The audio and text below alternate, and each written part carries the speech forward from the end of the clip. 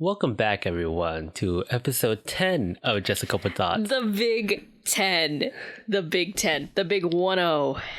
Are you excited? I'm excited. I'm excited that we got here. Yeah. The Big 10. Yeah, 10 weeks, Sarah. 10 weeks, and we only really had one super delayed episode, which was last week's. Yeah. Who knows, maybe this week be delayed. We have stuff going on the weekend. But, yes, episode 10 of Just a Couple Thoughts. Episode 10. Yeah.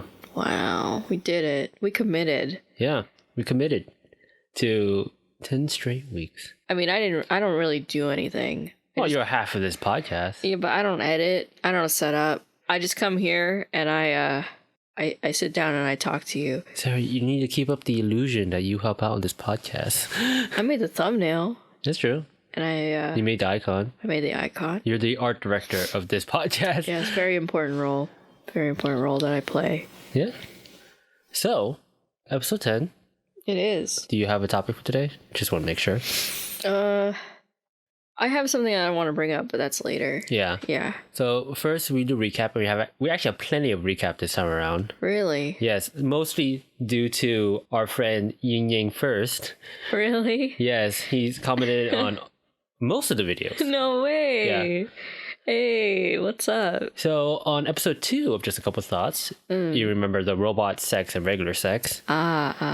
So he posted a comment. My 2 cents on the robot prostitution is unless the robot has sentience or free will, which it never will, honest. But that's besides the point. In spite of the Turing test, it's just a sex toy, no matter how convincing or human-like that may appear or seem, unless it's truly free-thinking construct, is just a sex toy. So what do you think about that? I mean, like, in that podcast, that is pretty much what I said. Like, it's a tool. Yeah. Right? Yeah. It's something that, like, humans built. I've been thinking about it, though. Mm-hmm. You know, a little bit. Because it's like, I feel like it's in a weird area where it's not going to be, like, ever really free thinking. Yeah. Okay, so, as an engineer, I don't think robot sentience is possible. I think unless you go into like weird like biotechnology, but at that point you're making clones. It's not really a robot anymore. But yeah, unless you get into like weird biotechnology, like robots having sentience, like straight robots having sentience is not necessarily possible. It may be super convincing, but that's like a philosophical question at that point. Yeah. Right? Yeah. But I think by all definitions it's not possible. The difference being like if I know that we didn't really bring it up, but like if we can end up making clones and we use clones for prostitution, is that ethical? They had a movie like that. Remember The Island? Oh yeah. With what's his face? Yeah. Ewan McGregor? Yeah. It was his name Evan. Is it Ewan, right? Now you're questioning how I pronounce it. Ewan. Ewan? I don't know. He's got a weird name. It's not Evan. I know that. Yeah. Yeah. Yeah. Anyway, if you've never seen The Island, I mean, you're not really missing out on anything. It's like a pretty bad sci-fi movie where there's like this. I mean, spoilers. The island is like full of clones, and the clones are like of like famous people, and they paid like a lot of money. To like have these clones, but they don't know that they're actual clones. I think. I mean the famous people. They don't know that that they're actually getting clones. They just think that they're like reproducing parts, and they're not like actually sentient. So yeah. I think the clone question is a different philosophical issue and ethical issue that I'm not going to get into. I think that's something that's beyond my area of expertise. So moving on, in episode 3 is yet again, when we're talking about the media that affects us, and we also talk about dating for a little bit. Oh, can I read it? Sure. So Yin says, the one piece of media that changed how I consume all media is one that's become one of my favorite films, in spite of that concept sounding a bit silly to me. How to Train Your Dragon 2 struck just the right notes with me and was the first piece of media to make me legitimately cry. I saw the movie at a pre-screening, so I would have been 18 years old at the time. Without getting into spoilers for anyone who may be reading this and hasn't seen the movie yet, 2 or 3 events revolving around the dragon, Toothless, happen almost in sequence in the 3rd act of the movie, all of which hit me pretty hard emotionally. The 3 in tandem got me to cry in the theater. After the movie, I noticed I've started connecting more with scenes in media evoking similar responses, even if the scenes aren't even in the same vein. Most notably, My Hero Academia, which Sara and Kevin both know is one of my favorite anime, has several scenes throughout the series that aren't sad, but still almost make me cry. Mostly because I'm a sucker for self-sacrificing acts in pretty much anything. I don't know if I'd react the same if I hadn't seen How to Train Your Dragon 2. So Sarah and I actually both watched How to Train Your Dragon series and My Hero. We actually read the manga. We mentioned that in the first episode. Yeah. We both agreed that the second movie for How to Train Your Dragon is the best one, right? Yeah. Yeah. Yeah, I mean, the second one was really, I think it was pretty strong. Mm-hmm. And there was like a lot of really cool moments in the second one. I don't know, I just really enjoyed the first one a lot. The first was very enjoyable. I think it's really strong. The entire series is actually really strong, but yeah. I do think the second one's the best one. I like the second one a lot because it brings up important subjects without talking down to the viewers. Wait, are we talking about the first movie or second the second movie? So you like the second one more than you like the first one? Yeah, I do. At least. I'd have to watch the second one again because I really liked the second one, but I don't know if I like it more than the first one. No. I don't know. The first one's a very simple, feel-good kind of movie, kind of kids movie. Yeah. And that's kind of what I like about it. But then the second one, I feel like it's like an evolution of the first one, which it's how it should be, I think. But like I said, it brings up important subjects while talking down to the viewer. Yeah. Which I feel like kids' movies do too much of, talking down to the viewers, to the point where I actually actively don't like a lot of kids' movies. And it really isn't on purpose because I like kids' movies, but I don't like kid movies that come out generally. I think when the good kid movies come out, those are the movies that are like really attached to, right? Like How to Train a Dragon 2 is probably the best example for that. Some of the Disney movies are like that for me, but I generally don't like Disney movies. It's kind of weird. I have to think of like which ones I really, really like for the Disney movies. I haven't seen it, but I feel like I would like the Fantastic Mr. Fox a lot. I don't know. Would you consider that a Disney movie? Not Disney, kids movie? It's a movie. I don't know if I'd consider it a kid movie, but I haven't seen it in a really long time. Yeah. I haven't seen it since it came out. So I can't say. Yeah. Well, I really like, kid stuff. Because I feel like kid stuff there's a really good balance. There should be a good balance for good kid stuff where it should be basic entertaining, but it should also go into deep topics so kids can like absorb it better. Like they don't need to be complicated, but the subject matter that kids movies should bring up should be important.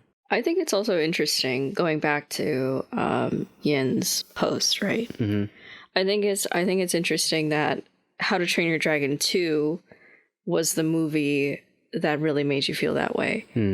Not to say that that's wrong or anything, nothing like that, but I just find it interesting that it was that movie. It was that movie in particular. Yeah. Which is awesome. It's awesome when a movie can invoke those feelings in you. For me, recently, that was like Coco. Coco, for me, was very... it was a very emotional movie. Because I have a lot like what's going on in Miguel's life. A lot I could attribute to my own life. Yeah, Coco is probably one of my more favorite recent Disney movies, right? It was one, for a long time I did not like Disney movies. I think like before Coco, the last one I liked was, I didn't see Tangled, so that was probably good. But before that, Princess and the Frog was the closest thing to one I liked. Right? And then I watched Coco. And coming out Coco, I was like really pleasantly surprised about that movie. Like I came out of it like, that was pretty good. Yeah. And the subjects that they bring up is really important for kids. Yeah. I honestly think like Coco is a great kids movie. I think the importance of culture that they bring up. Yeah. Like, you know, family, you know. It's definitely a better kids movie than Frozen, I can tell you that. Yeah. Yeah. But that's awesome. Yeah. I'm glad that you could find a movie that could make you feel that way and then attribute those feelings to like other forms of media. Yeah. That's cool. Yeah.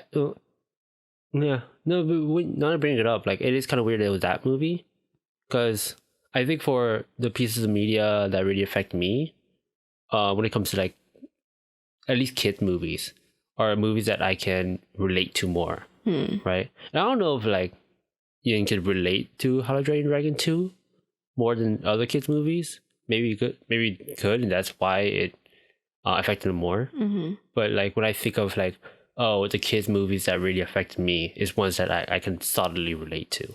Mm-hmm. You know? Yeah. Like the main struggle, what the main character is going through. And it also helps that the movie's good. Yeah.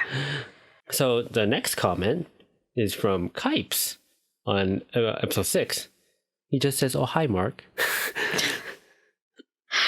I wish I remember the episode well enough that I know what he's trying to say there, but I don't remember the episode. What episode was that? 6. It was the ghost episode before you left. I don't remember. Yeah. Sorry, Ben. It's Kai. Oh, sorry. Not that it matters. We had him on as a guest, and I called him Ben the entire time. Oh.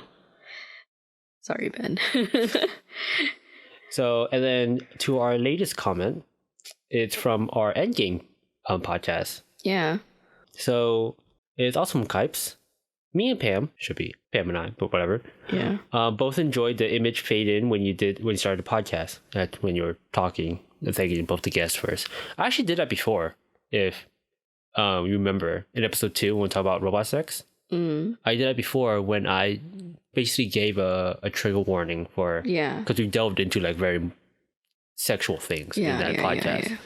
And before we actually started the podcast, it was just black, and then when we started, I faded into the image. When I edit these podcasts, I always make sure that the fade into the image is the start of us talking, right? And everything before that is usually either be like comments or like me giving a trigger warning. And if it fade out and we're still talking, it's probably just like extra stuff I like put in there. But I haven't done that yet. And then he also said, Avengers Endgame spoilers. Also, it was my assumption that Cap went back to live his old life. He's talking about Endgame. But then later used the time travel again to go back to the original timeline. How he did that, I don't know. So it's I mean, it doesn't work that way in the movie. So it's kind of hard. Like, I guess I can see what you mean. Like, if you want to try to justify it, but the way they establish time travel in Endgame. Oh, whoops! I forgot. Spoilers for Endgame. Oh no. I'll just cut this in the beginning. Yeah. The way they establish time travel in that movie, Cap doesn't. He should have appeared back in the time travel machine. He shouldn't just be there and no one notice, right? But that's whatever. But yeah, that's all the recap we have. So, is there a topic you want to bring up? I just want to say thank you for everyone who... The two people, our friends, who... Commented, yeah. Yeah, no, we really appreciate it. Like I said, I will read every single one. We also have an email. If you use that, then I'll find it easier. Not that much easier. We don't get that many comments. But, one day, if we get more than like 10 comments a week, then I'm going to start using email more and more. Right? Well, that would be crazy. I can't even imagine 10 comments. 10 comments a week. That's the number of podcasts we have. Big 10. Well, yeah. So your topic, Sarah, unless you want me to start. Mine is just small because I was just going to talk not about my Japan trip, but like I said before, maybe I didn't say this, but I don't really believe in ghosts, right? Yeah. I don't believe in ghosts. But I am fully like willing. I'm fully willing to believe a ghost exists, right? Or ghosts in general exist. But I had 2 like experiences, right? Keeping up with this like ghostly corner over here. I've never had any experience, but okay. You've had an experience of some sort. I don't know. There must be some man living in your house. I don't know. That's weird. Your experience was weird. I'm just saying, like, this is like, I was at my grandparents' house again, and they live in Hawaii. Yeah. Just a recap for anyone who's new, right? So my grandparents live in Hawaii, and this is a 2-story house. My grandpa used to make these dustpans before he passed away. And they were made out of like soy sauce containers. At least the first ones were. I'm not really sure about the new iterations. Yeah. So he had to pound them, right, in order to shape them in the shape that he wanted. Yeah. And when I woke up that morning, I heard something like somebody pounding. Sounded like somebody pounding on like cans, right? So I assumed it was my cousin because he had stayed the night and he had taken over for my grandpa. So he was doing the orders for the cans and stuff and he was pounding them. This is what I assumed. So I was like, it's whatever. It's probably my cousin. And I went downstairs and I ate breakfast and my cousin came in and I was like, oh, so you were pounding the dustpans? He said, no. I was like, okay, that's a little weird. I don't know how to explain that. I was trying to think of like different things, right? Because I'm like, it's 6:30 in the morning. That's when I heard it, right? Yeah. Around 6:37. And like, nobody would be working on anything at 6:30 or 7 in the morning. Yeah. Right? Because that's inconsiderate to other Other people. than construction workers, but yeah. No, but if you're working in a residential area, you just don't do that. You're not supposed to work before a certain time. Yeah. Yeah. So I just thought it was weird. Yeah. Right? And it turns out that across the street, they're doing construction. Okay. Right? So I'm like, that's probably it. But it's 6:30 in the morning. I don't know. But it's probably that, Yeah, right? Probably. It's probably that. And then my grandma was like, oh, you know, They might be just prepping construction stuff. yeah, maybe. I don't know. It sounded pretty like, it was like this really consistent, I don't know. I'm not going to think too much about it, right? Because there's probably an explanation for it, right? And it's probably the construction across the street. Yeah. But then my grandma was like, I think it was like this panel up on the roof and like it rained last night, so it sounds like dripping. The dripping sounds like hammering. And I'm like, that loud though? I don't think so. I think it's more likely that it's construction. Yeah, I'm pretty sure it's the construction across the street. The other experience I had was the mirror in my mom's room, which is the room that my sister and I sleep in. It moved suddenly. And I thought, okay, maybe it's an earthquake, right? Yeah. Hawaii has those, probably. Okay, there's lots of tectonic plates in Hawaii. Yeah. So I'm like, it must have been an earthquake or something. And that's the only explanation I could have had, right? For why this mirror moved so violently, but nothing else really moved. Because I didn't feel it. I only saw the mirror move. Yeah. Which was weird. What's the mirror made out of? It's made, well, it's part of like a vanity. Okay. So is it mostly wood? Yeah. Okay. Do you have an explanation? Well, if it was made out of like steel or anything spring-like, yeah, you could explain it through resonance, but that's not important right now. What I also found weird was, I was like, okay, it's either an earthquake, right? Yeah. Which is not uncommon, right? In Hawaii. Yeah. Or it's the wind. Yeah. I'm like, it's got to be the wind, right? Because I didn't feel anything. And I'm a very experienced earthquake person, right? California. When you live in California. So I was like, I don't think it was an earthquake. And then I opened up, but like the only way wind could come in is from the other room. Yeah. Which all the windows were open. So I'm like, oh, it must have been the wind. I opened up all the windows that night. Yeah. Right? Yeah. And so the wind gets pretty strong, right? Mm-hmm. The wind in that valley can go up to 50 miles per hour if it's monsoon season or whatever. Mm-hmm. It wasn't, but it was pretty strong winds, right? Mm-hmm. It's the kind that like kind of whips your hair. Mm-hmm. That mirror did not move. Well, okay. It's just like, it did move, it was only one window open? Is that what you said? That could be it, huh? It could be just like the air was like tunneling in through, but it wasn't windy. No, okay. So this is what I was bringing up with resonance. So maybe I'll post in the description. There's this famous video of a bridge, right? Yeah. And during one coincidentally windy day, it started vibrating the bridge, basically. Mm-hmm.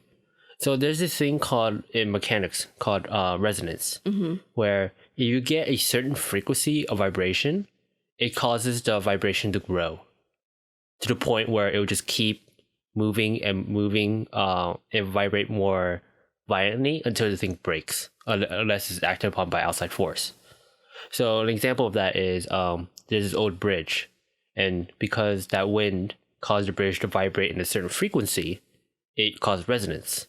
And resonance made the bridge just vibrate harder and harder and harder until the bridge just broke.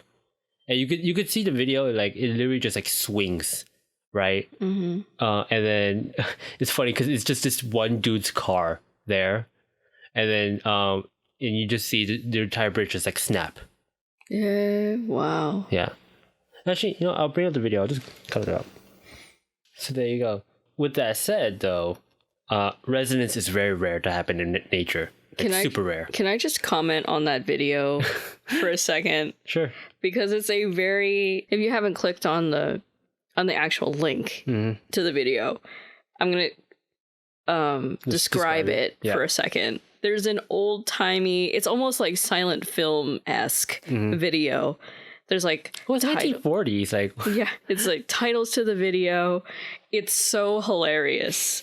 He's like describing this thing, and he's so like animated. Mm-hmm.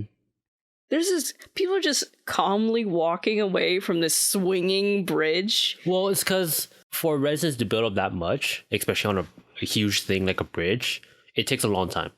Like a stupid long time. That guy was sitting in his car forever. Well, it's because his dog was in the car and the dog didn't want to go out. Oh, is that what it was? Yeah, that's what it was. He had a dog in the car and the dog was scared to come out because the bridge is swinging. Yeah. So it took him a very long time to convince the dog to come out, I think. Or he had to abandon the dog, but the dog survived, I'm pretty sure.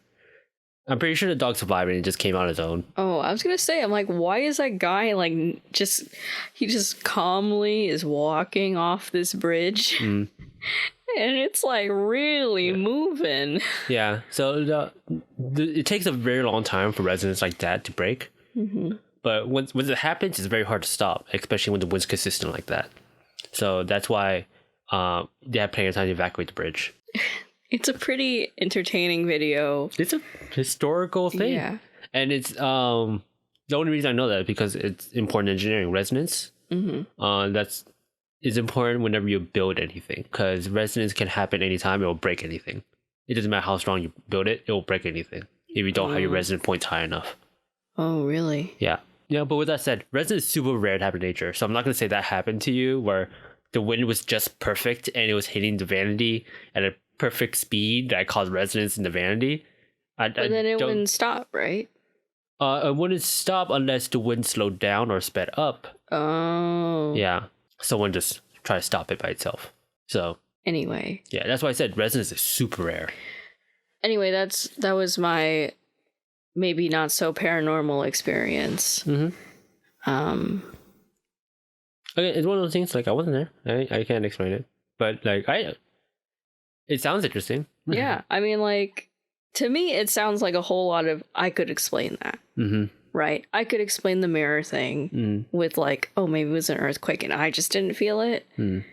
Because maybe I was like, maybe I'm desensitized because I live in an earthquake zone, right? And then I was like, okay, maybe it's, and for the for the pounding thing, I'm like, it's got to be the neighbors, right?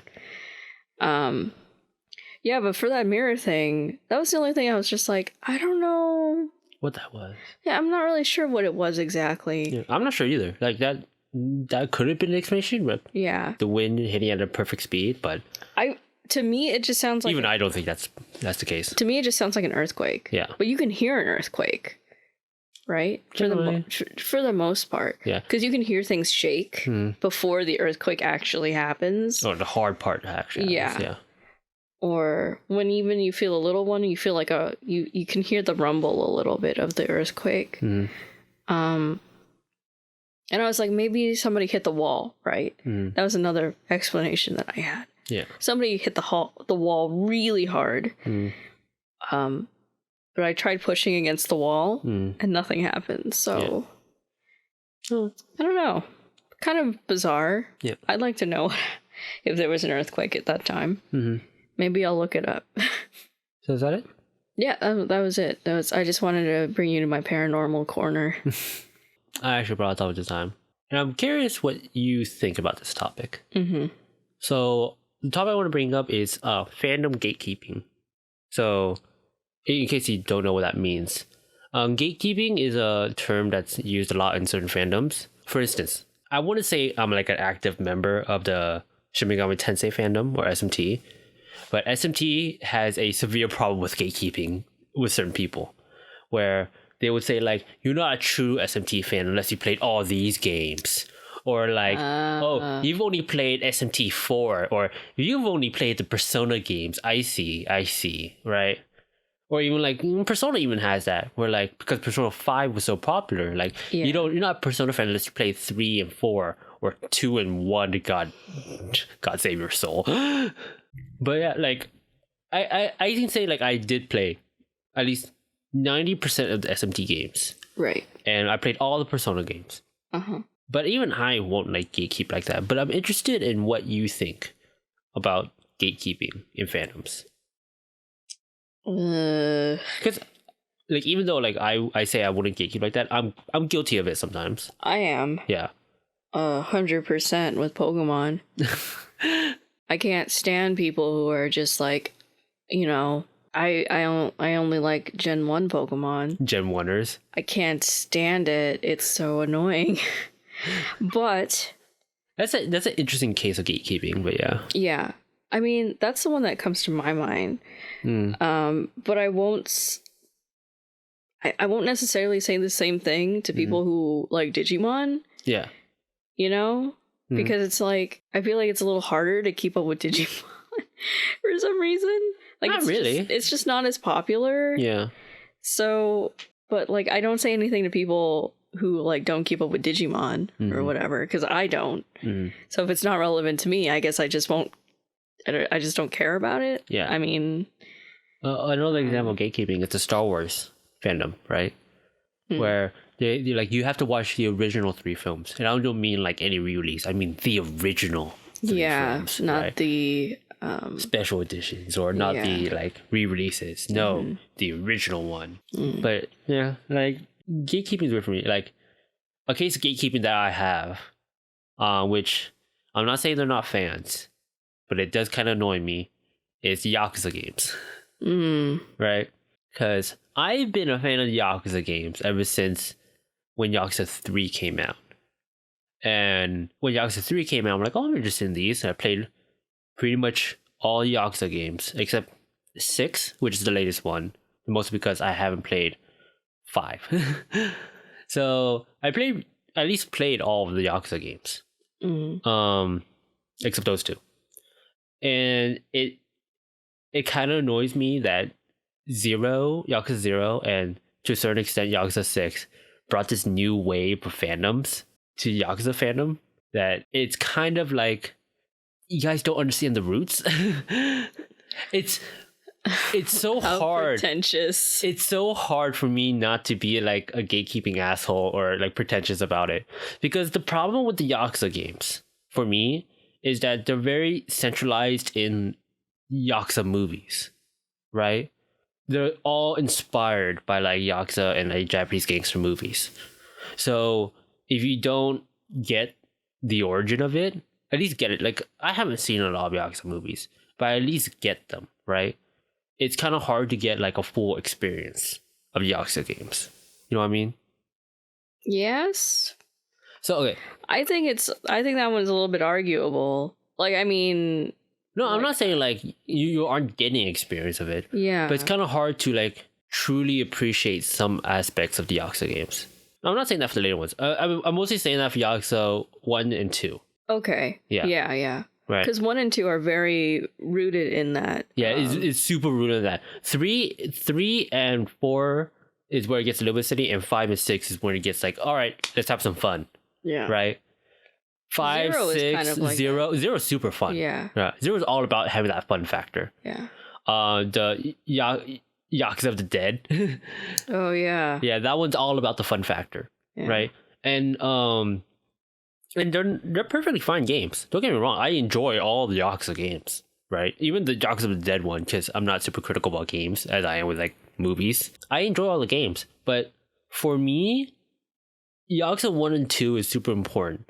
Because Yakuza 1 and 2 is the origin, other than, if you don't include 0, of course, because that's like a retcon origin. Mm-hmm. But Yakuza 1 and 2 is the origin of Kiryu. Yeah. Our main character all throughout the Yakuza games. Yeah. And the origin of Kiryu, it's very based upon Yakuza movies and Yakuza culture stuff. And like I said, it's very hard for me not to be a gatekeeping asshole. I'm not saying that people who get into Yakuza from 0 or 6 or has not played 1, 2, 3, and 4, and 5 aren't real fans. They are. Don't get me wrong. Yeah. I'm just saying that they should play 1 and 2. Mm-hmm. At least 1 and 2, because that's very much the basis of Kiryu's character. Yeah. Right? 0 is a decent replacement of that, but 1 and 2 is the origin. Yeah. And like, it's hard for me to see like a lot of fans who've only got introduced through 0 and to a lesser extent 6. Imagine people our age who got into Pokemon through X and Y. No, this is how I imagine it. Okay. It's people our age getting into Pokemon through Pokemon Go. There we go. Yeah. I have very little respect for Pokemon Go. Mm-hmm. I think it is a watered down Pokemon that is not as fun and not as like, it doesn't take a lot of brain power, okay, to play Pokemon. But Pokemon Go is like brain dead. Pokemon Go, yeah. It's like, it's dead in the water, kind of dead. It's still super popular. You sound so sad about that. My coworkers play it, and that's fine. If you enjoy the game, that's awesome. That's awesome. I just don't. I think I would just rather be playing Pokemon. Yeah, I agree with you. I remember when we started playing Pokemon Go during like peak Pokemon Go popularity. Yeah. And during that time, it's like, I'd just rather be playing X and Y. Yeah. Like, I just rather be playing like the other Pokemon game. And when Auras came out, I'm like, I'd rather be playing this. Yeah. So like... And when Auras came out, that was like that's Omega Ruby and Alpha Sapphire. Ruby and Alpha Sapphire. But when that came out, that was a huge deal. Because it was a remake of a game that people thought it might get a remake, but when it came out, it was like, oh my god, it's getting a remake. This is awesome. Yeah. Like, it is. I would say it was my dream come true. It's the best version of Ruby and Sapphire. Honestly, easily, because Ruby and Sapphire, the original ones, had a lot of problems. Mostly, you had to have an HM slave. Yeah, like it was unavoidable. Like at least with the 1, 2, and 4 and 5, you didn't need to have an HM slave. You could just roll around with like, oh, this one just happened to have an HM. Yeah. Right? But no, in Ruby and Sapphire, you had to have an HM slave. Yeah, you had to have somebody that knew surf and strength and dive and waterfall. Yeah. Rock smash. But I love it. I had a Blaziken and he knew rock smash. I don't know, my Groudon knew cut. Yeah, your Groudon knew cut. But yeah, like, Auras, like I love Auras. But man, Pokemon Go. When I came out and people were like, oh, I love Pokemon Go. I'm like, oh. I hated when people were like, I love Pokemon. And they only play Pokemon Go. And they only play Pokemon Go. And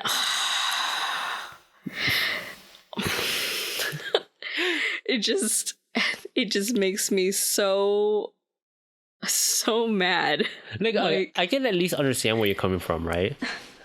It's harder for me to defend my position as not being the gatekeeper with the Yakuza games. Because they're still the same games. Yeah. Right? They're still the same games. Like my problem with gatekeeping that game is like I said, the origin part. There's a reason why I don't gatekeep the SMT games. And that's because none of the plot lines are connected to each other. Yeah. There's lots of Easter eggs, but they're not important. Right? I think also for the SMT games, I'm not an expert, right? Yeah. Because I haven't played any of them really. You only played the Persona ones, right? No, I haven't even finished them. You haven't, but you played them. I played them. Yeah. Yes. Because SMT and the SMT fandom is so small. Yeah. And the fandom is super dedicated that to get more people, you don't need to beat the games. Honestly, you just need to play them for people who are actually gatekeep. You can be one of those asshole gatekeepers like you need to beat 1 and you need to beat 2. I'm like, fuck you guys. That's such a time investment to beat them. Like I eventually, for the people who don't know, I streamed some of the SMT games, right? And I lost all my data because I switched computers. Oh, really? Yeah. Oh. So that's why I don't stream anymore. But I did end up beating SMT1 on my own time. Yeah. It takes forever. I would never stream that. Like, if I ever stream SMT again, it would be games I really want to play, like Rido and like Nocturne. Because I beat those games and I love those games, right? But they're such a pain in the ass to beat some of them. It's such a time sink for a lot of because they're SMT games. They're not just JRPGs like Persona 5 and Persona 4. Persona 5 and Persona 4, you could beat them, let's say 40 hours, right? If you're dedicated. Like some longer, some shorter. But if you're dedicated, 40 hours easy, right? Persona Q kind of reminds me of SMT. That's the thing though. Persona Q is watered down SMT. Persona Q is the easy version of SMT. And that's already like a 60-hour game of grinding. Yeah. Right? SMT 1 takes about 40 hours of mindless grinding. And then another 40 hours of being lost. I don't know why that's so funny to me. Maybe that's why. Yeah. That's why you have all this grinding, because and then another lost. 20 hours of that would be trying to figure out what the fuck you're doing wrong against bosses. Because people who don't know the SMT games, a lot of bosses at SMT has fuck you mechanics. Where they're like, you're fighting me wrong, so you're dead. For an example of that that's pretty common is Final Fantasy X has this one boss where if you cure yourself, you die. Right? But if you don't cure yourself, the boss is fine. And it's only really that one boss. SMT has a bunch of bosses like that. Where like, if you cure yourself, I'm going to kill you. If you don't bring this item with you, you die. If you don't have Purify with you, you're going to die. If you aren't immune to fire, you're dead. How annoying. This is why nobody plays that. This is why nobody plays SMT games. No, but that's the thing though. People who struggle through it and get through it, ooh, they are tight knit. That makes sense. Yeah. Which, I get it. Because it's like, to me, SMT games are like Etrian Odyssey. Like the people. Etrian Odyssey, it's easy. I'm gonna keep saying that. You're the easy version of SMT. Because SMT is the OG ones, right? Yeah. Etrian Odyssey, like, that has its own bunch of, I won't say issues, but it is just a high level of like, you need to know what you're doing. Yeah. Right? Because you have to make your own party. That's the problem. You have to make your own party.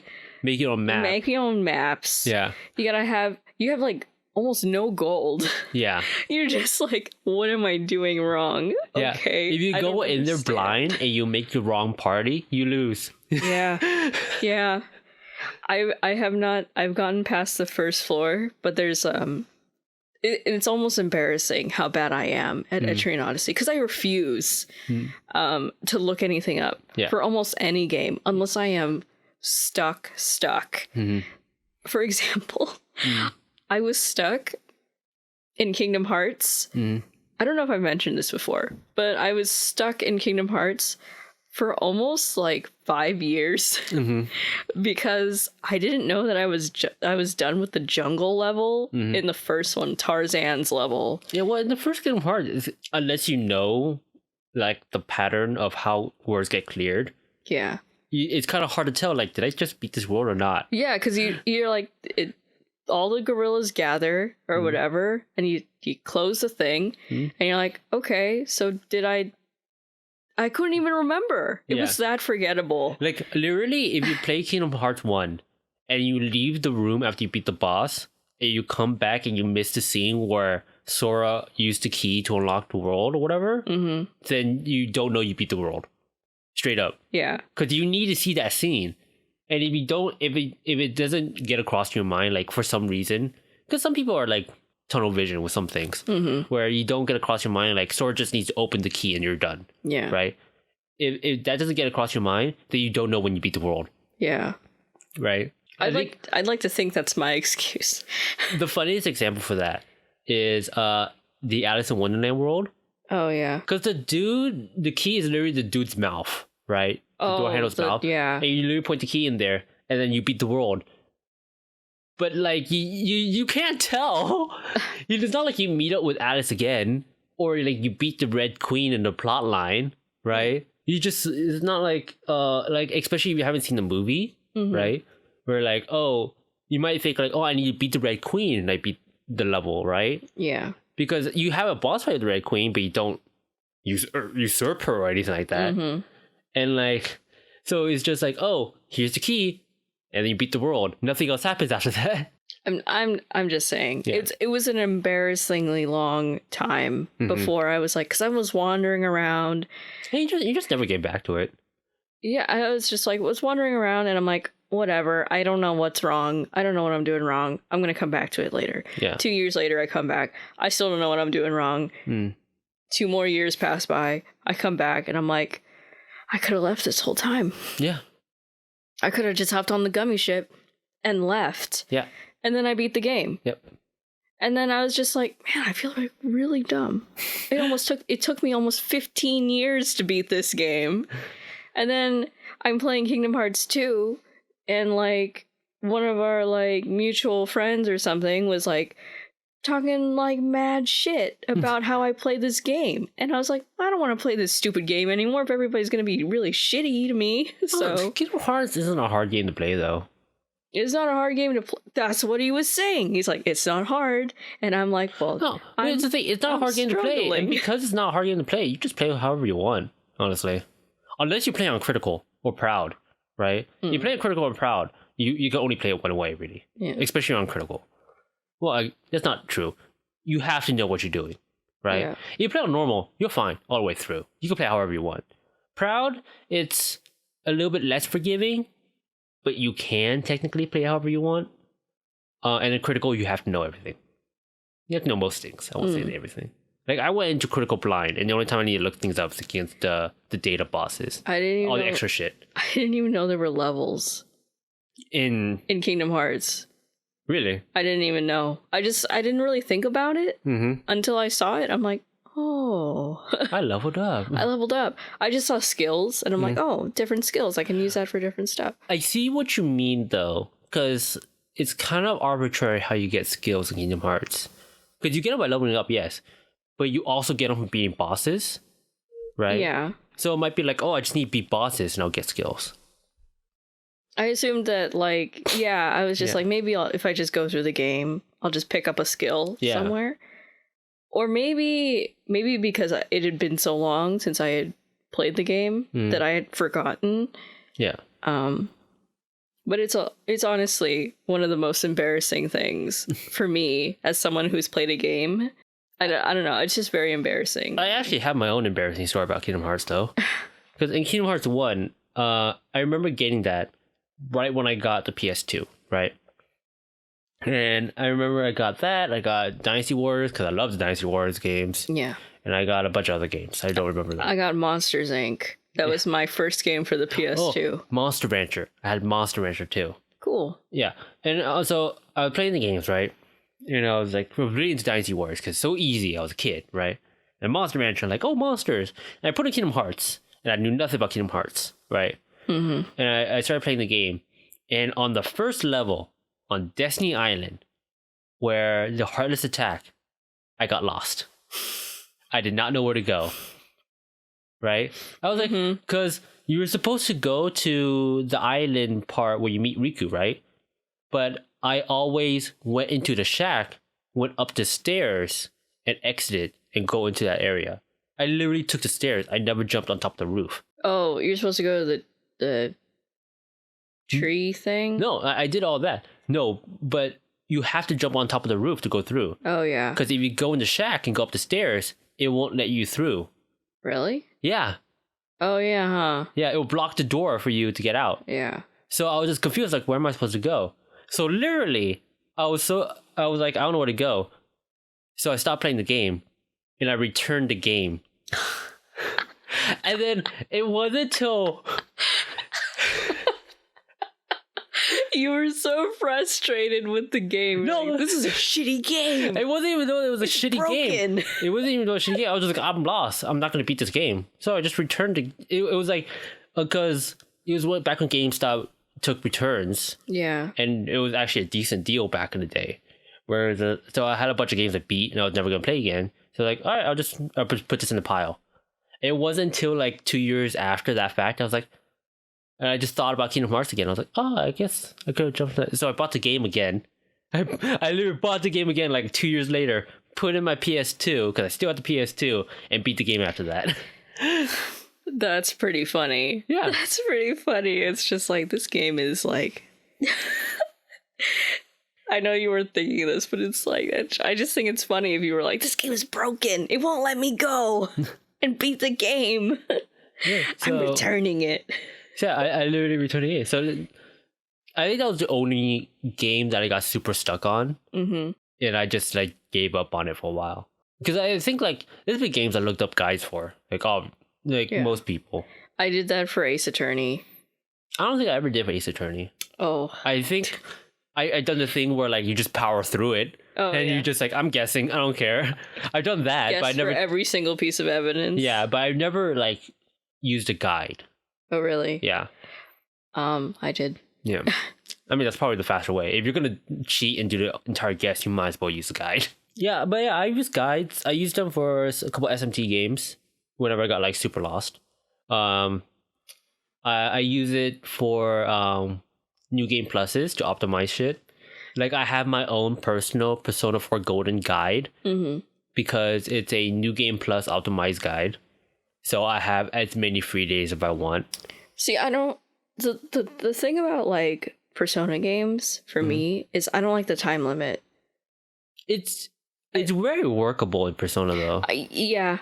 But I don't like it. You just don't like it? Yeah, because I feel like I'm rushed to do stuff. Yeah. The only time I'm okay with it if it's with, like, farming games. Yeah. Because that's part of, like... That's the idea of the farm. Yeah. Yeah. It's part of it, like... Harvest Moon. I'm okay with the time limit because it's like you gotta get married within a certain time limit or else you'll die alone forever. Right? Yeah, so I'm okay with games like that, but games where it's like you have to like befriend like the whole Persona games, the social links I don't like. You don't like the idea of having the social links and a time limit. Yeah, I see. Because I don't want to leave people out, but I also don't want to look it up. Yeah. Because, like, I feel like experiencing the game as it is part, like, experiencing it for the first time is really special. Yeah. But I also don't want to leave anyone out now that I know that there's people you can leave out. Yeah. If I didn't know that, then it wouldn't be a problem. Yeah. But... now that I know, I can't play it. Like, well, I don't know. I think a good example of that being easy is Persona 5. Because Persona 5, if you just befriend the fortune teller girl and befriend the teacher, then you can befriend everyone else easy. Yeah. Yeah. It's just, you just have the easiest time just maxing out the social links. Yeah, I played some of Persona 3 and Persona 4. 3 and 4, Vanilla 3 and not Vanilla, FES 3 and Vanilla 4 are a pain in the ass to max out. Persona 4 Golden's easy as shit. Yeah. You have so many extra days in Persona 4 Golden. It's I easy was as playing shit. P3P. Yeah. So I don't know if that's easier or not. No, stop. Oh, okay. It's about the same. Yeah. Like, Persona 3 is honestly pretty... It's hard to get all the social links in Persona 3. Pretty tough. Yeah. And even going through Tartarus, it's just like, man, how many floors I gotta do? Yeah. Like, I don't like that either. Yeah. I'm just a big ball of complaints for at least Persona 3. Even though I like the idea of Persona 3 a lot. I think it's the most SMT feeling out of the Persona games, so... Well, technically that's Persona 1 and 2, but that's whatever. I mean, you know what I mean. Yeah, I know what you mean. I mean... Out of the good Persona games. Out of the decent ones, you know? I beat 1 and 2 also, and oh my god, that was a nightmare. I kind of like talking to the monsters to try to befriend them. Yeah. I like that. That was the whole gimmick of Persona 1 and 2. Yeah. Well, actually, no, that's the whole gimmick of SMT. And they just kept that in Persona 1 and 2. I like that idea. Mm-hmm. But then sometimes I'm like, I say something wrong and they're like, oh, F you. And I'm like, what did I do wrong? It works the best later on in the SMT games. SMT 4 is probably one of the better ones where talking to them actually works. SMT 1 is a nightmare to deal with. 4, easy. 4 is easy to deal with talking to them. It's still a decently hard game unless you know what you're doing. Mm-hmm. But like, it's easy to talk to demons in that game. Sorry, let's like maybe go back to the gatekeeping thing for a second. I just want to make it kind of clear that like there's nothing wrong with starting off with Pokemon Go. I just thought about that, but it's like makes me sound like kind of like a jerk. For example, there was this lady that came up to me. I work at a miniature golf place. And there's this lady that came up and she had her phone kind of open where I could see it. Yeah. And I was like, oh, she plays Pokemon Go. Cool, I guess. Yeah. I mean, I'm not into it, but cool. So it was her, and then her Pokemon was a Lucario. Yeah. So I assumed that was her favorite. Yeah. Of which she owned. Yeah. Right? So I'm like, oh, cool. You play Pokemon Go? And she's like, yeah. And I'm like, who's your favorite Pokemon? She's like, that's a good question.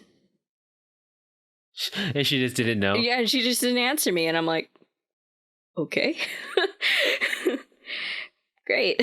Just didn't think about it. Yeah. Well, here's my thing about the Pokemon Go stuff, though. I've always considered Pokemon Go and regular Pokemon two different fandoms. Yeah. Right? It's the same with SMT. The SMT fandom and the Persona fandom are very different. They have crossover, like Pokemon Go and the Pokemon games. Mm-hmm. They have crossover, but they're two different fandoms. Yeah, I feel like Pokemon Go, there isn't a lot of crossover. And I'm very afraid. I'm very afraid for some of the Pokemon games. Like, for the new ones that are coming out. Yeah. I'm very afraid that it's going to be Pokemon Go light mechanics. Yeah. And I don't want that. Yeah. I just want regular Pokemon. I want the Pokemon Go to stay out of my Pokemon games. Yeah. Like, and the closest that I got that I was okay with it was Hey You Pikachu, Hey You Eevee. I'm sorry, it was Let's Go Pikachu. Yeah. Not Hey You Pikachu. That's a different game. Yeah. Let's Go Pikachu and Let's Go Eevee. Like, I think it kind of worked for those games. Also, those games had integration with Pokemon Go. So, kind of made sense for them to, like, put the two together. Yeah. And it worked okay for the most part. Yeah. Unless, like, you were playing with a friend. Yeah. And then your little what Pokeball? Are they called? motes, they're not Wii the Switch controllers. The Switch controllers, sorry. Yeah. The Switch controllers, unless they kind of like didn't calibrate right. So when you throw in the Pokeball, it doesn't always throw, or it throws in a weird angle, or it throws over, or I just don't want it to be my Pokemon games. And I want pure Pokemon in my Pokemon. That's all I want. That's all I want. No, my thing with Pokemon, I always seen the new Pokemon games are like content updates and meta updates. Right? I say meta updates because I play Pokemon competitively. Yeah. Unlike a lot of people. I would say most people who play Pokemon. Like, so I always seen them as meta updates. Because every time a new Pokemon game comes out, the meta always shifts dramatically. Right? I remember Gen 5 was all about sweepers. And then suddenly when Gen 6 came out, it came about tanks. And Gen 5 when it was the Weather Wars. It was all about like getting your rain out, or getting your sandstorm out, or getting your sun out. And then 6 came out, and you're like, no, it's all about your tanks. And then 7 came out, and it became the Weather Wars again. But like I've always seen the Pokemon games as like content updates and meta updates. It's always cool to see what new shit they put in there. Like what the new version of the Battle Tower is gonna be, or what legacy character is gonna introduce now. Like when they brought in Red and Blue. Yeah. For that was cool. Ultra Sun and Ultra Moon. That was really cool. Yeah. Or the Rainbow Rocket for Ultra Sun and Moon. Yeah, that was Ultra Sun and Moon. Yeah. Yeah, regular Sun and Moon was Red and Blue, and Ultra Sun and Moon was Rainbow Rocket. Yeah. Episode Delta in Oras. That was awesome. Yeah. That was so cool. So it's always cool to see like what else they put in there. I was thinking about like I kind of want to replay Oras, you know? But I don't want to lose my Pokemon. But I really enjoyed the story. I don't pay for Pokebank though. I do. Oh, okay. Well, I pay every once in a while. I don't, subscribe. Yeah. I mean, I just really enjoyed Oras for what it was. Because I thought it stayed like really true to the original. And I am a huge fan. Huge. Like, Hoenn is my favorite region. So awesome. So cool. All the trumpets. You know what? Actually, what I'm really hoping that they can do in the newer game is kind of like something that they did in Heart Gold and Soul Silver, where you had a companion Pokemon. So they followed behind you, which was really cool, and you could see their like little sprite behind you, which was awesome, and you could talk to them. I'm really, really hoping that they can do that in the new one. I'm interested in what they're gonna do with the Sword and Shield, especially since it's gonna be on a Switch. I want to see how they justify putting it on a Switch. Yeah. Yeah, because you already know an expensive investment. Yeah, because you already know I don't like that idea. Because to me, Pokemon has always been a handheld game. Technically, it's handheld. Yeah, it's handheld. I don't give a shit. It's the Switch is a console. Yeah. Like, you can tell me like, yeah, sure it's a handheld, but it's sure hell also a console. You can't tell me it's not a console. So it's just it's hard to justify the drop too. Yeah. Especially if you already own one. Like I don't want to buy another one. Because Sarah and I share a Switch. Right? I mean it's Kevin, myself, and then my sister. We all use a Switch. And really that works fine. But then now Pokemon's throwing the wretch in it. Yeah, and it's like, how are you supposed to battle each other when you've only got one Switch? Yeah. It's especially bad because there is no cheap alternative for a Switch right now. It's Switch nothing. Yeah. Yeah. Well, whatever. I'm not gonna complain. I gotta see how it goes. Maybe they will justify it. Maybe it's like a huge ass game. They could justify it. We'll see. Is there any other things that you could bring up about gatekeeping? I'm just thinking about Pokemon. I mean, that's the only thing that, like, for me is really quite annoying. I don't really have another game or another series that I'm like, well, if you didn't read this or you didn't watch this, and you're not a true fan, you know. You know, one of those people in the anime, like, you gotta read the manga to be a real fan. There's only like a few times I've ever felt that way. Really, you actually felt that way? It's like, because I don't think I've ever felt that way. That you had to read the manga in order to be like a true fan. I sort of feel that way about like. Let me think of something. I think I felt that way about like My Hero at one point. Mm-hmm. That you had to read the manga to like at some point I felt that way, but I don't think I feel that way anymore. Yeah. I mean, I just wanted people to read the manga. Yeah. You know, but it wasn't like you're not a true fan if you didn't. You're not like me. Like, you want to be a true fan of Horikoshi, you gotta read Barrage. I've only felt like annoyed and like not like other people. I don't know. It's just people talking about the anime. Yeah, just people talking about it that makes me annoyed. Because they're talking about stuff that happened to us like a year ago. Yeah. Right? Yeah. Which is not their fault. Yeah. You know, it just happened for them. But it's just like, for us, it's like really old news. You know, the stuff that's happening in the anime right now, for example, for My Hero. That was literally a year ago. Yeah, it was like a year ago. So it's just like, who cares? Yeah. Right. And if you read the manga, you sound like some snob. You're just like, oh, I knew about that already. Yeah. Talk about something I don't know. Like, we don't mean to be snobs about it. It literally is just, we've known that already. Like, it really is like old news for us. Yeah.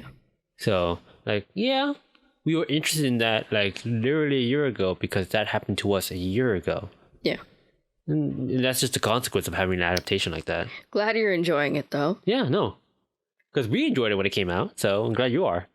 That's how, you know, I only feel disappointment when I hear somebody's watching the anime and then I've read the manga and I already know kind of how it ends. Yeah.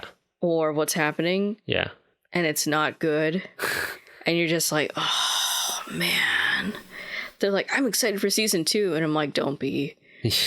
Don't be excited for any more seasons. It's not good. I felt that way about Attack on Titan for a while. Because I still read the manga about Attack on Titan. I don't enjoy a lot of it. But like, we were like, I'm so excited for Attack on Titan season 2. I can't wait to see what's in the basement. I'm like, we're like, ooh, season 3. That's how I feel about 7 Deadly Sins. Oh, yeah. Because, like, I mean, you know, the anime is much better than the manga. I will say that, though. But, yes. But when 7 Deadly Sins season 2 was coming out, I was like, oh, it's not as good as season 1. Season 1 is the best part of 7 Deadly Sins. Season 1 kind of like, yeah, it killed it. Yeah. Because it's very good. Yeah. And then somehow it just kind of like, I'm not going to spoil anything. There's lots of good parts in season 2. Don't get me wrong. There's a lot of good parts in the series because the whole thing's coming in to an end. Yeah. Well, it's technically ended. It's technically ended, but it's kind of all coming to an end now. So it's like, but there's a lot of it that I'm like, wow, that wasn't very good. Yeah. There's lots of good moments. That's it. Yeah. But that's like for a lot of series nowadays. It's like some highlights. Back in the day. Even back. Actually, I should just say all series. Yeah. I'm looking at my library or whatever. There's a lot of them that I'm like, yeah, that didn't have a very good second half. Yeah. Wasn't that great. Like, I remember talking about Naruto back in the day, right? And it was like, I read the manga. And that felt like its own version of gatekeeping back in the day. Because back in the day, it really was like you were either a fan of the anime or the manga. There was no in between. So it was one of those things where like, you're not a real fan unless you read the manga, or you're not a real fan if you unless you suffer through filler. Yeah. But I wasn't gonna sit through that filler. Like, no way. But yeah, like it's one of those things where like a lot of series I know, like the second half, it just doesn't work out. Yeah. Although there is a lot of series I know that like the second half is much better, or like the later parts are just much better. Like World Trigger, the manga, because the anime is not that great. It's just not that well animated. But the manga, like the first 20 chapters suck. It's very hard to get through those first 20 chapters, and then the next 20 chapters after that, it's very like eh.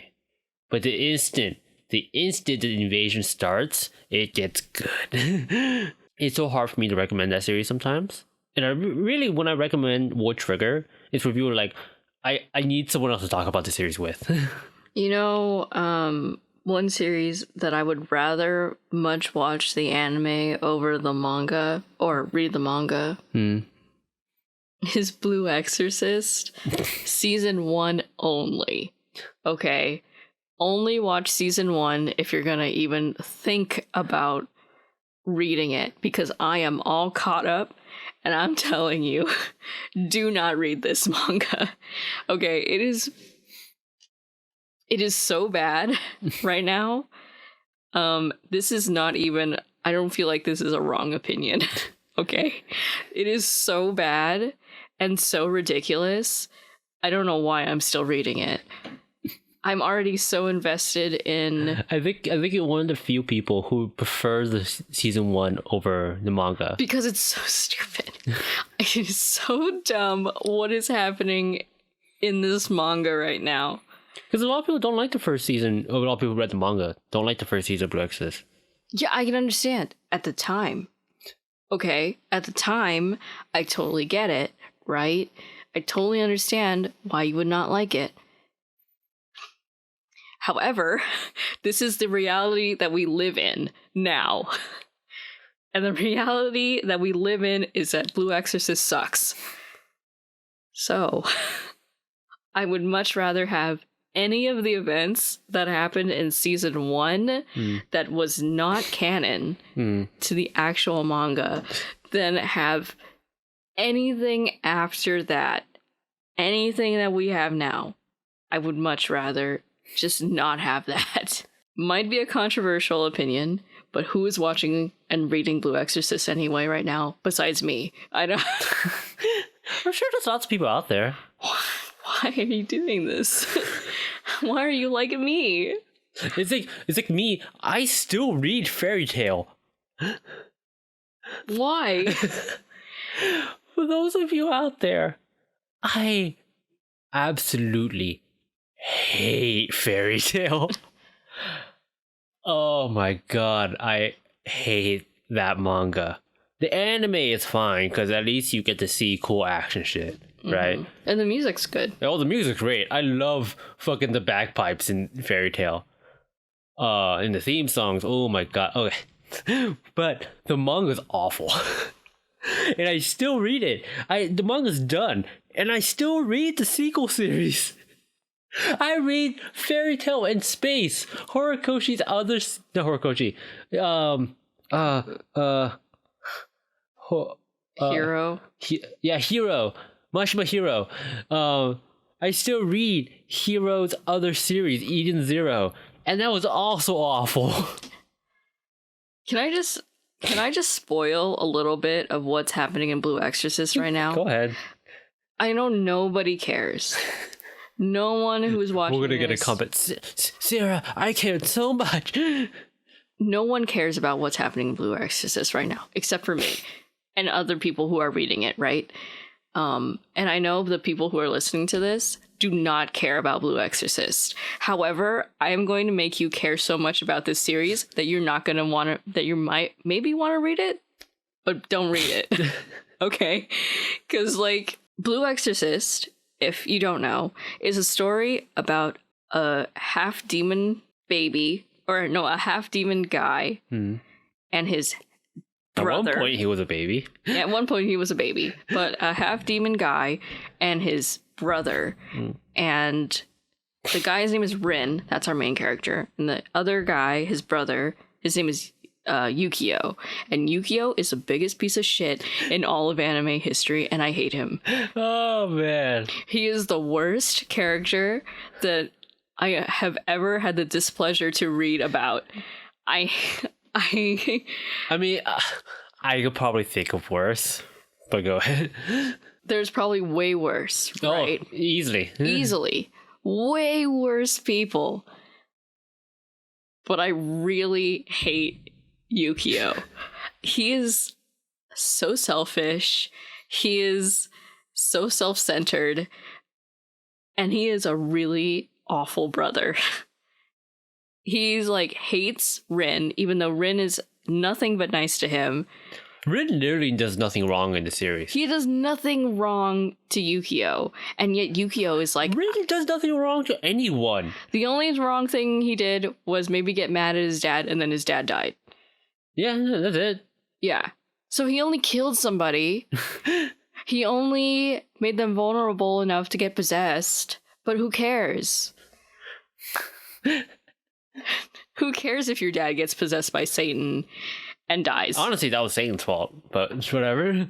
Anyway, so the story is them going through demon or exorcist high school together. The plot's not important that much. Just get into how awful Yukio is. So Yukio is so horrible that he betrays the exorcist the exorcist family or high school to join the Illuminati.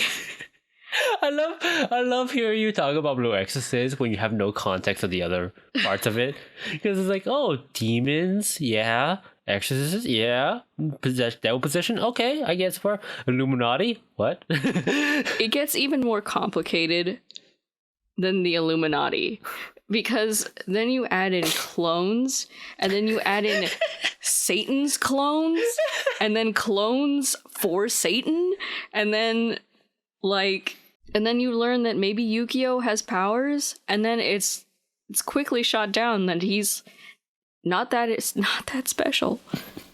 He's not that special. The only thing, this is latest chapter material right here. So in one of the latest chapter, Satan is talking through Yukio, because Yukio can hear Satan. And this is whatever. He has one eye that's connected to Satan, and the other one is just his normal eye. But Satan's like, you're nothing really special. The only thing special about you is that you've got that eye, right? That lets me see through you. So he's like a conduit. And then he's got immunity to blue flames. Okay. And that's it? I mean, as far as I know, yeah. Man, you ain't shit, Yu-Gi-Oh! I hate Yu-Gi-Oh! I hate him. And the worst part is that he's Rin's teacher also. And he's an awful teacher. He's like... Has he ever taught?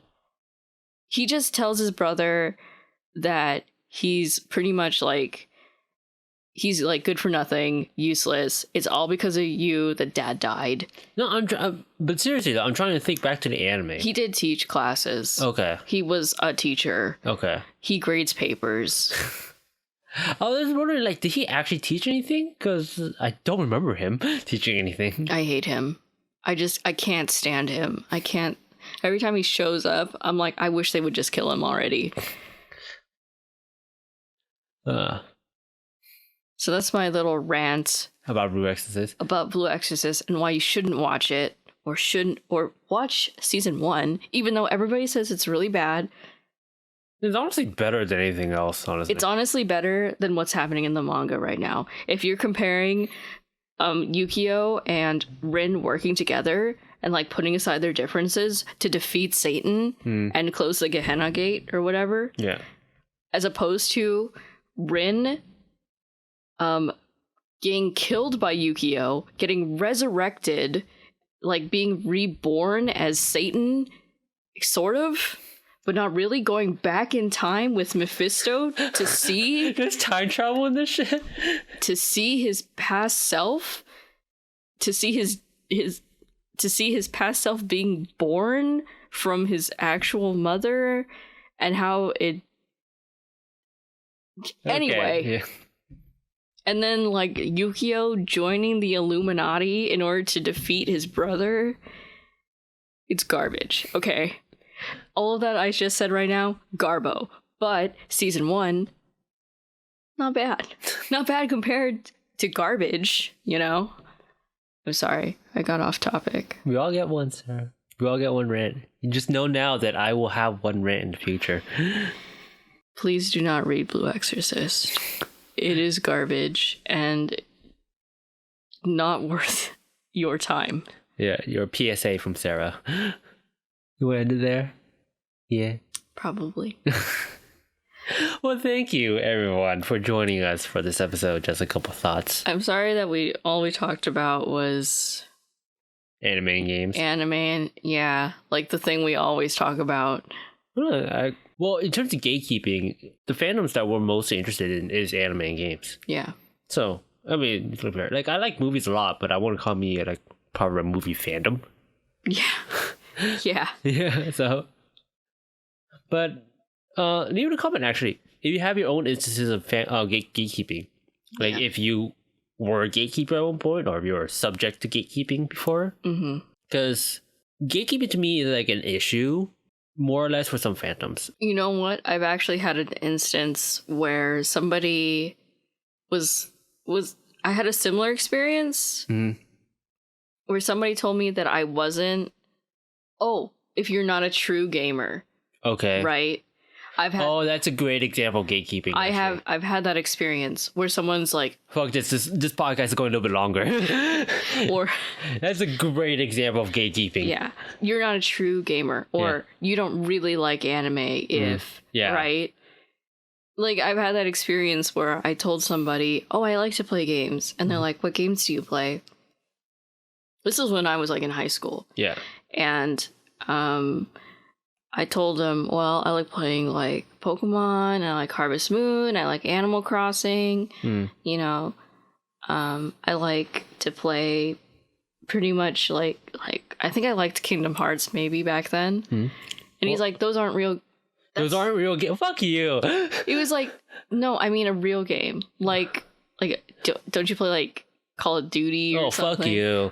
What? How pretentious is that? Just because I don't play shooters doesn't mean that I play games. It's like those people who are like, to be a real game, you gotta play Dark Souls. Oh my god. Oh my god. I'm like, just that is like enough reason to not, like, I can see how it would discourage people from playing. Because it's just like, I like to play a game because I think it's fun. And then someone's like, well, your game isn't my game, so it sucks. I'm gonna say a very controversial opinion right now. The Dark Souls games aren't hard. I don't think any of the Dark Souls games are hard. Like, I think the hardest one, I'm gonna say maybe Bloodborne. Is that the one that we have? Yeah, that's the one we have. I'm gonna say maybe Bloodborne and Sekiro, and I'm gonna get into my reason for this. All right, because there is a reason I have of saying why Dark Souls games aren't hard and why those two games in particular are the hardest ones.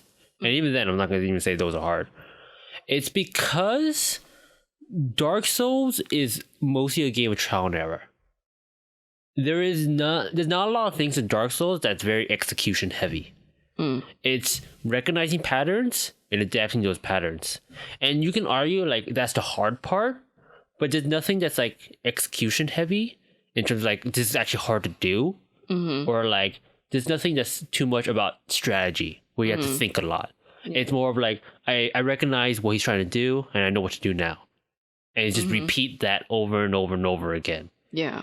And the only times that you really, really struggle is when you haven't seen it before, or you're like, I don't know what to do, and you try something and it doesn't work. Yeah.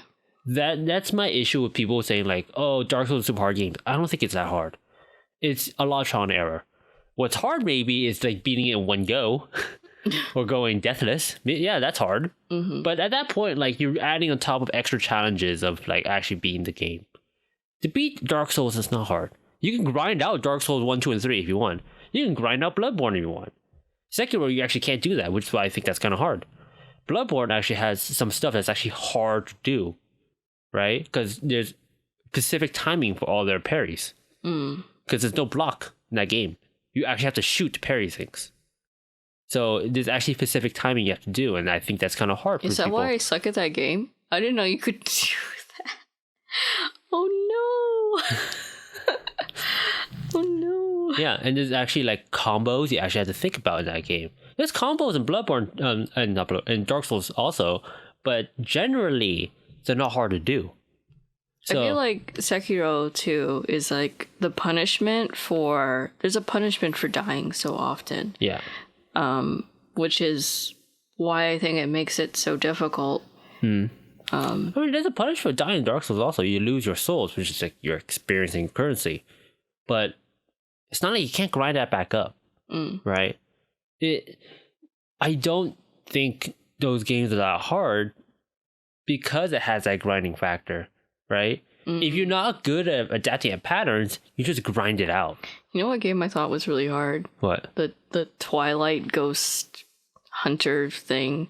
That strategy game. The one I play. Yeah. Yeah. No. The one that I bought. Yeah, I bought and I ended up playing because it's hard only because it has an awful tutorial. I don't understand how to play. You have to so the game is like you have to predict kind of like where the ghosts will go.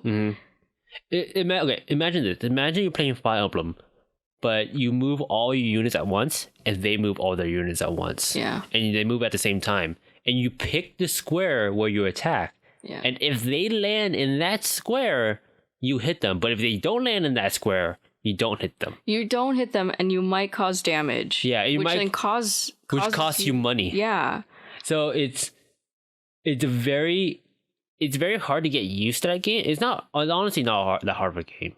And once you figure out like what you need to start doing to adapt to whatever the ghost is doing, but you really have to think when you play that game.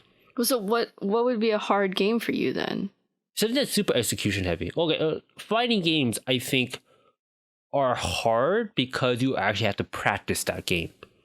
I won't say fighting games are hard to get into. They're easy to get into. It just takes a lot of practice. Yeah. It takes a lot of practice. It takes a lot of mind games playing against other people. Yeah. A lot of anime fighters, the combos are very hard to do. It takes specific timing. Fighting games are hard because it's mostly because it's a multiplayer game. So the difficulty is the person you're facing against. Yeah. So you're developing a skill. Yeah. You're developing a skill rather than recognizing a pattern. Shooters, I can say, are hard for some people. Because that's another thing. That's another skill you develop. You don't recognize a pattern and adapt. Strategy games are hard because those games are all about like you have to actively think about what you're doing, resource management, positioning your units. Those are actually hard games. Dark Souls is just pattern recognition. There is some level of like, yeah, I have to time this, but in Dark Souls in particular, that's not hard to do, and even then you can ignore most of that sometimes, especially when you grind it out. Well, I have no experience with that, so it's not like I can't comment, but I mean the only one I played is Bloodborne, and I wasn't very good. So, and if people want to know my Dark Souls experience, I beat Demon Souls, beat Dark Souls 1, I played 2 and 3, and I got bored of it really quick. So there you go. That's my experience for those who care. If you want me if you want to gatekeep me and say you gotta prove yourself and you gotta beat the other two, fuck it. Maybe I will. Maybe it's better. Maybe. But I don't think my opinions change in terms of like it's just all about like pattern recognition. And that might be hard for some people. I don't think that's like that's not a barrier of skill. That's just a barrier of practice. Or not practice. It's just a barrier of just throwing yourself at it, right? Practice is a developing skill. Dark Souls is just throwing yourself at it until you actually know what to do. No, that's just my opinion. We're all about the hot takes here. That's why no one will stay. Even if we have our big 10 anniversary. Mm-hmm. No one will stay and listen to us. Except for our friends who are forced to because they're our friends. But, it's games that might be hard for you might be easy to other people. Right? Yeah. Or games that might be hard for other people are easy for you. Yeah. No, I totally recognize that. I just don't... My thing with Dark Souls in particular, I'm going to keep bringing this up because we're still on this. My thing with Dark Souls in particular about that, though, is when I play Dark Souls, I never feel like I'm developing a skill when I play Dark Souls. I can at least say that with other games I play, right? But I can't say that about Dark Souls. Oh, rhythm games. Rhythm games I feel like are hard. They're hard. Yeah. It takes actual skill to get to the actual hard shit of rhythm games. Yeah. But when I play Dark Souls, I don't feel like I'm developing a skill when I play that game. I feel like what I'm developing is getting good at Dark Souls. I don't feel like I'm getting good at games. I feel like I'm getting good at Dark Souls. Is that wrong though? There's nothing wrong with that. There's nothing wrong with that. I just don't think that's that's something that is hard to do. Or so it doesn't transfer to other things? Is that why? It doesn't. It never feels like I'm getting good at anything else. When I beat a boss in Dark Souls, I'm only beating that boss, right? And the only time that translate is that I beat other bosses or other monsters that's similar to that. But the instant I face anything unrecognizable, my skills stop translating. My Dark Souls skills, quote unquote, it just stops translating. And I have to just throw myself at it over and over again. It's just more trial and error when I play Dark Souls. Okay, I see what you mean. Yeah. That's just my opinion. It's fine to have opinions. I know some of our friends actually play a lot of Dark Souls. I know Daniel, played the Dark Souls game, and if he listens to this, I want to hear his opinion. Because I wouldn't say he agrees with me. I don't think he will, because I don't think a lot of people will. I think they might be thinking I'm kind of splitting hairs about what the difficulty is, but I'm curious what he thinks about what I have to say, though, in particular of that. Well, we actually went on for another 20 minutes on top of that. Well, we had a lot to say. Yeah. It's an interesting topic, and but getting into that, you're not a true gamer. That fuck you guys who say you're not a true gamer. Fuck you guys. Or if you're not a true anime fan, or not a true movie fan. Fuck you guys. I don't have to watch Casablanca or Citizen Kane. I don't need to watch those movies to be a true movie fan or whatever. If you're don't gatekeep an entire medium, is what I'm trying to say here. I can understand gatekeeping series at least. I don't agree with you, but I can understand if you gatekeep SMT, or if you gatekeep Yakuza, or you gatekeep Pokemon. I don't agree with you, but I understand. Yeah. But you can say you're not a true gamer. I'm fuck you guys. You're not a true movie watcher. You're not a true movie buff or something. Movie buff. Or you're not a true anime fan. Yeah. Fuck you guys. Let people enjoy the things that they like. Yeah. Don't try to tell people they can't enjoy things, because it makes them not want to be part of a community. Yeah. Makes them not want to do the things they don't want to do.